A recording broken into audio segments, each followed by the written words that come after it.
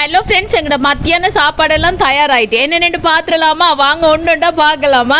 இது பார்த்தீங்கன்னு சொன்னால் சோறு, சம்பாரிசி சோறு, வளமையாக வடிக்கிற சம்பாரிசி சோறு தான் படிச்சிருக்கேன் இன்றைக்கும்.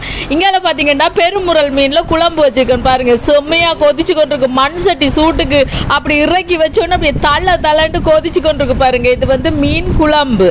அதுக்கப்புறம் இங்கே பார்த்தீங்கன்னு சொன்னால் சின்ன வடை பால் சொதி இருக்குது. இங்கே பீட்ரூட்டில் ஒரு பால் கறி வச்சுருக்கேன், சூப்பரான பீட்ரூட் பால் கறி.